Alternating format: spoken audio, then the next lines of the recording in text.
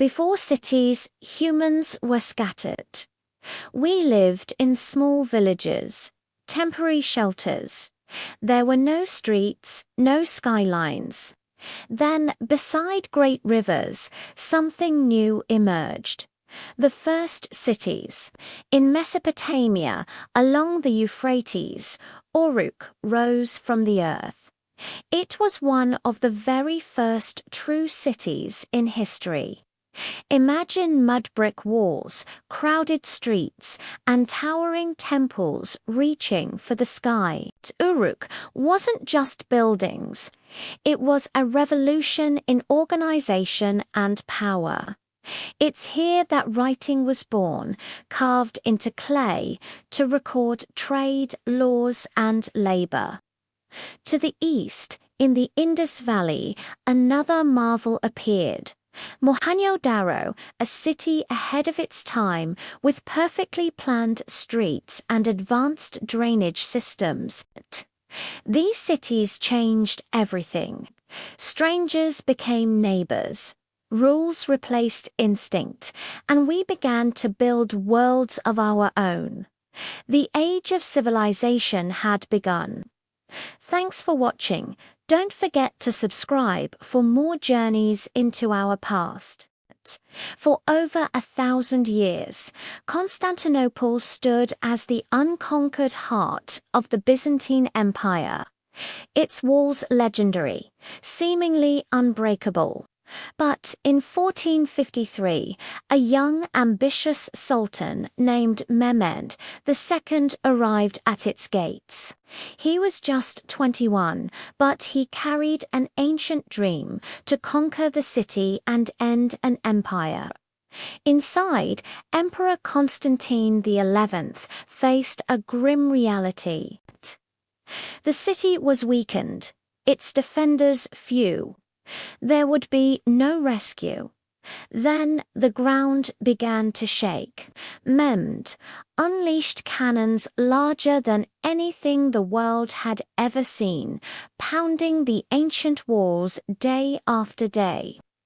Yet the city held on, its harbor chained, its seas burning with Greek fire. So Mehmed did the impossible. He dragged his ships overland, launching them into the city's inner harbor. On May 29th, the final assault began. The emperor fought and died alongside his men. The city fell. Constantinople, the last echo of Rome, was no more. A new era had begun. Across mountains, deserts, and endless horizons, a wall began to rise. Not in a single lifetime, not under one ruler, but across centuries of fear, ambition, and survival. The Great Wall of China wasn't just one wall.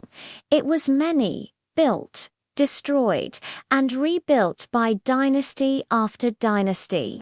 Its purpose was clear: to defend the heart of China from invasion.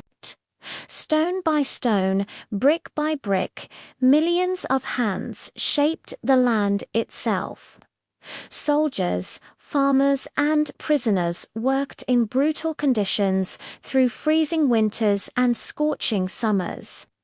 Many never returned.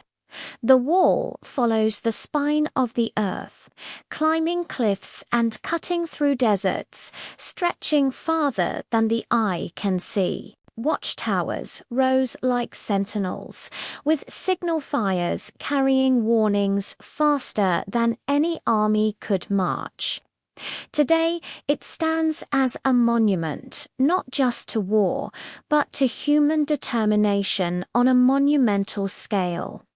The Great Wall is endurance, written in stone. Thanks for watching.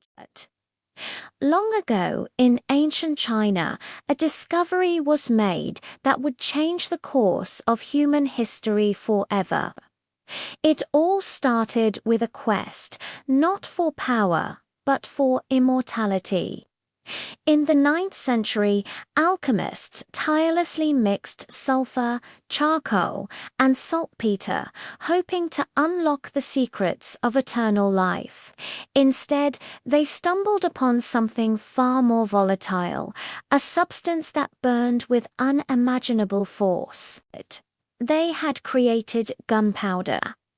At first, it was a tool of wonder used in spectacular fireworks to dazzle crowds and ward off evil spirits.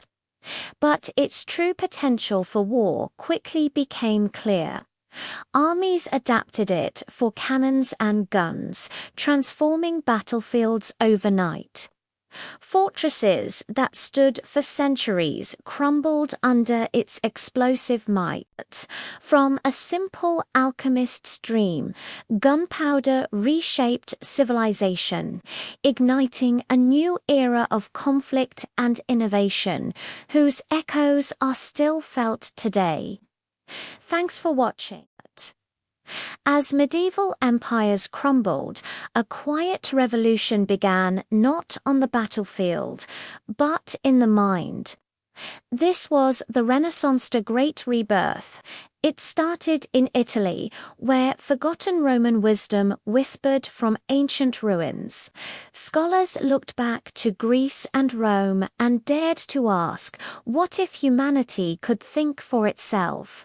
For centuries, knowledge was chained, faith ruled over reason. But now, a new idea emerged: humanism. It celebrated human potential, not just our flaws. In bustling workshops, genius was unleashed. Leonardo da Vinci studied anatomy to capture life. Michelangelo made marble breathe.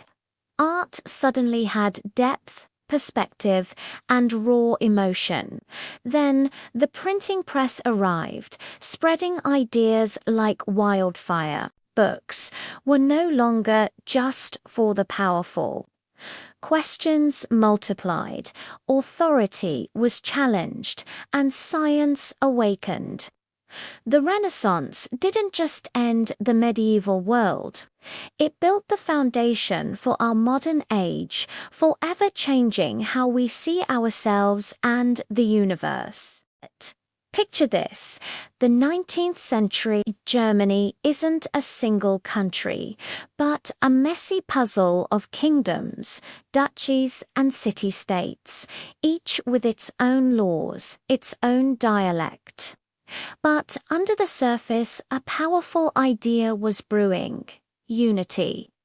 This is where Otto von Bismarck, the Iron Chancellor, steps onto the stage. He was a master strategist, convinced that the dream of a unified Germany wouldn't be realized with speeches and votes, but with blood and iron, war and industrial might. Bismarck's plan unfolded through a series of calculated conflicts. The war with Denmark in 1864, the swift victory over Austria in 1866, and finally, the decisive Franco-Prussian War. With each victory, the German states were pulled closer together, bound by a common cause. The final piece fell into place in 1871. In the Grand Hall of Mirrors at Versailles, King Wilhelm I of Prussia was proclaimed Emperor of a newly united German Empire. A modern industrial powerhouse was born, ready to change the course of world history. Thanks for watching, and don't forget to subscribe for more history shorts.